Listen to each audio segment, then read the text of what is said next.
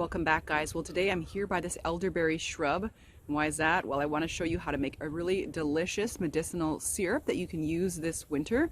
We're in the midst of cold and flu season, and elderberries are jam-packed with antioxidants and vitamins to help you through it. So in the summer, I harvested the lovely flowers of the elderberry and I made a cordial mix, which is awesome. And I have it in my freezer for future use throughout the year. And back in September, I harvested the dark black purple berries of the elderberry here behind me. And I stored them in the freezer because I wanted to make the syrup closer to this time. So elderberries are jam-packed with antioxidants. The color they get is from anthocyanins, and they're full of vitamin C, vitamin B6, and iron. So a really, really healthy berry.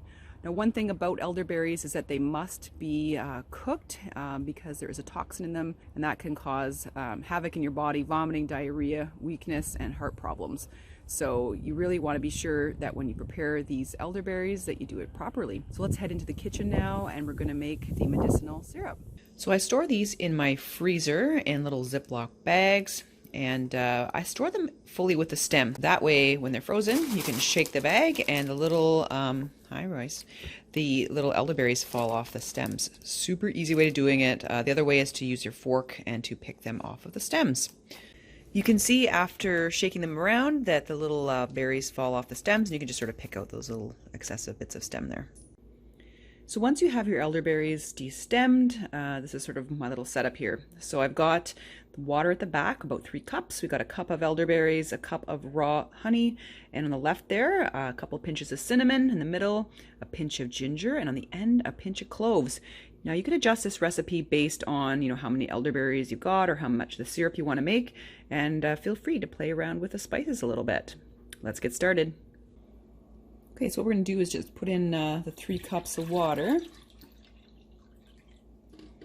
and then we're going to add in the berries.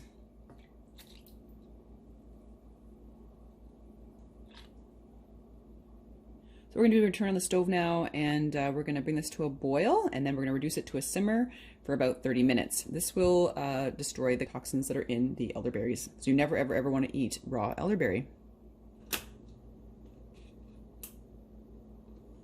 All right, so we're getting to a boil there. I'm just going to turn this down right quick to simmer. It's going to boil over. My pot's too small.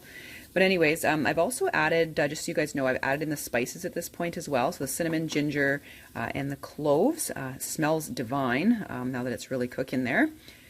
And just so you know, because we are heating up the elderberries, it will cause a reduction in the medicinal properties. Certainly, the vitamin C levels are not going to be existent after we heat something like this. But some people only, heat the elderberries to get rid of the toxin for about 10 minutes. I go a little bit longer, probably do it for about 20 to 30 minutes. Some people really like the strong medicinal value, and so they will treat it a lot shorter than that. I like to be on the utmost safe side. Anyways, I guess you guys can do your own research and decide what's best for you, but certainly, regardless, elderberries have to be treated with heat.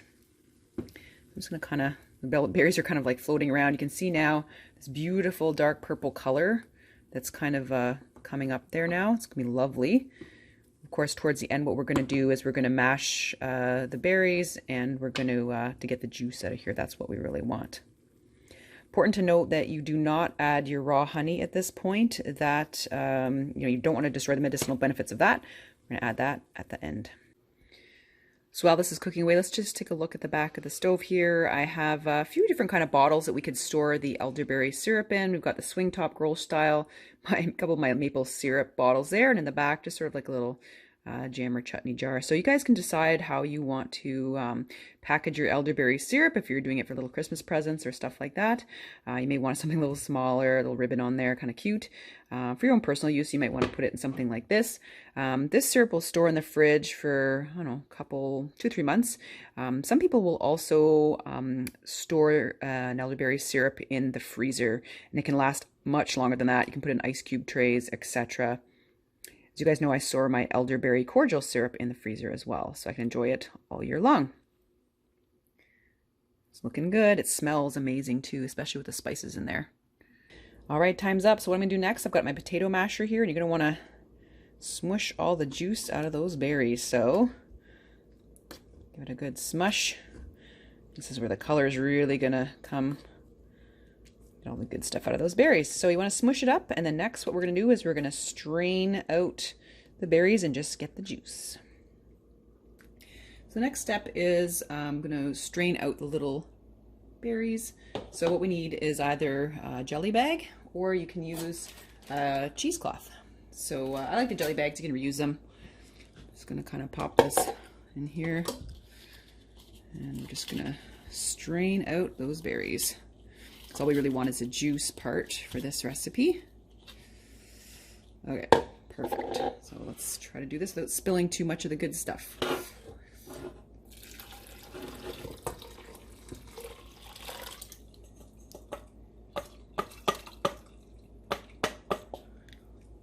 Okay, perfect. So now what I can do, just be careful, it's really hot, is I can take this off and just kind of squeeze the last little bit of juice out.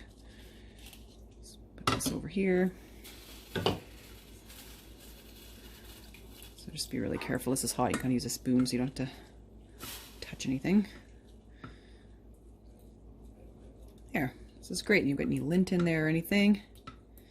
And this can go in the compost, or you could probably use this in baking because the elderberries are actually cooked now. You can use that or dry it out. Little snack. Or use it in making wine or ferments or something like that. But you've killed off the wild yeast doing this, so probably use it in kombucha probably. And your secondary flavorant. All right, I think that's pretty good. So now we've got our beautiful dark purple colored syrup. Looks a little bit reddish there. And what we're gonna do, we got to let this cool before we add our raw honey. So we'll let it sit for a while. Well, now that our syrup has cooled down, I'm going to add my cup of raw honey to it. Now, some folks say it's pretty sweet when you make it like this, but don't forget the raw honey is part of medicinal benefits. Lots of great properties there, antibacterial, antiviral properties. And don't forget, it tastes really good. I'm going to stir this up and mix it all together, and then we're ready to bottle it. So it's not going to be really, really thick. But it'll be nice. You can drizzle it over ice cream. Like I said, make some drinks out of it. Put it in like your sparkling water, or even in your tea in the morning. You can take this lots of different ways. Or just a tablespoon a day. So I'll just finish stirring this and we'll get it into bottles. Of course, after all the cool bottles I showed you, I'm going to put a bit of it in actually these easier pouring mason jars. It's easier to store in these, I find, and it's just for my personal use, not for anybody else right now. Take a look at that color. Woohoo!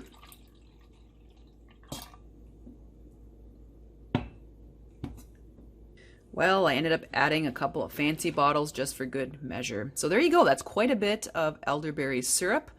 Quite a bit of our medicinal elderberry syrup. You can keep this in the fridge for 2 to 3 months or many months in the freezer. So let's give it a try. The sun's finally come out, so this is nice. Let's give this a try. About a tablespoon should do it. That's really nice. Really, really nice. You can taste the honey and the elderberries in there. Very sweet, but not too sweet, I find. And you can certainly add a bit more spices if you'd like. Well, I hope you guys enjoyed today's show. It encourages you to explore your natural environment and consider all the wild medicinals that are out there. Hope you guys have a wonderful week as always. Take care.